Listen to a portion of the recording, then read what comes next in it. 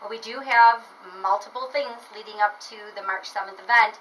This Friday we have National Wear Red Day, which is really a nationwide campaign to really raise awareness about women's heart health. If you don't know, women's heart health is slightly different than a man's heart health, and the signs and symptoms from a woman not only having a stroke or heart attack are different, and women need to take care of themselves. And you know, I'm the first to say I don't always take care of myself the way I should. So it's really an awareness program. So we're asking businesses, we're asking local organizations to really, on that day, this Friday, to wear red to work, to learn a little bit more about women's health. Have that heart-healthy lunch that day with your fellow coworkers and talk a little bit about that.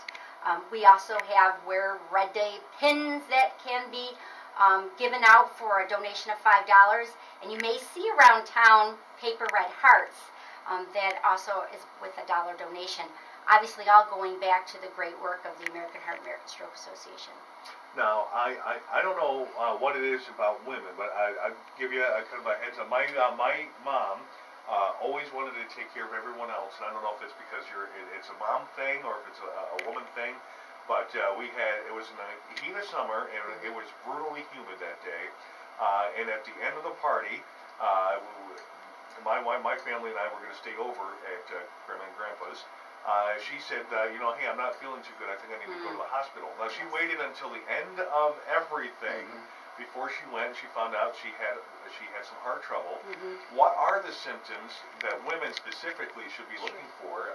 You mentioned they're different than men, so what are the symptoms? Some of the differences is that women will feel fatigued for the couple days leading up to the actual occurrence. Like, I just feel tired. I don't know why. I can't put my finger on it. I don't feel quite well. They do get some jaw pain. They get shoulder pain, which a lot of men get. They do not sleep well. Their sleeping is not real good either.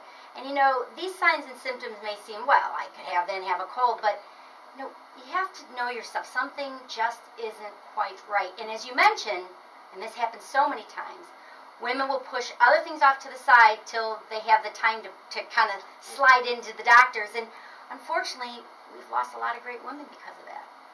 Yeah, and that difference, you just mentioned the difference. How is that different from what a man would experience? A man would experience when he's having a stroke. A lot of, with men, it's the arm pain.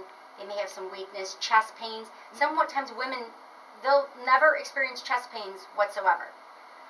Men sweat a lot. Women don't sweat as much, although obviously these signs and symptoms can present themselves differently in everybody. So I think those are some of the major differences. So we just ask, women especially, be in tune of these signs and symptoms. I've spoken to quite a few women that said, I started getting tingling on this side of my face. I started losing vision in one eye. They thought it was a migraine. Turned out to be a stroke. And they waited and waited and waited. And luckily they're okay, this particular person I'm thinking of, but what if you waited? What would have been the results? We find too many women that go lay down in bed, and then unfortunately they never wake up. Now, you mentioned the big program is on the way. It's happening March 7th. Give us kind of a preview of what's going to happen then.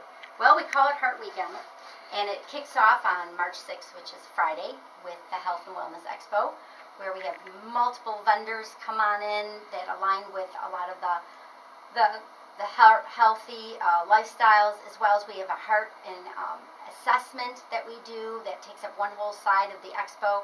We have multiple of interviews going on with community leaders and people talking about health, but as well as the main event, which is the next day on Saturday, is the Heart Run and Walk. And there are two aspects. We have multiple running opportunities, as well as the main walk that kicks off at 10:30 on the campus of Utica College. Now, the groundhog, Punxsutawney Phil, says 6 more weeks of winter. Yes, I do know. So this is going to be going on during the winter. What is the whole idea of having it so early here in Central New York? What's behind that? February is Heart Month, and historically the run and walk has fallen in February. But because of calendar changes and schedules at Utica College, it is really pushed off into that first weekend or so of March. So that's really the reason why we have it the time of year. I've had multiple requests to make it in the spring, and I have to tell you, there's something very unique about our walk because it's cold, but gosh darn it, we are tough around here. We get out there, and honestly, it's part of the fun, and it makes us a very grassroots event. And I mentioned this to many people. A lot of other communities that are quite larger than ours, they look upon us. They can't believe what we do here. Right. So that's what makes it special. And why change something that makes us so special?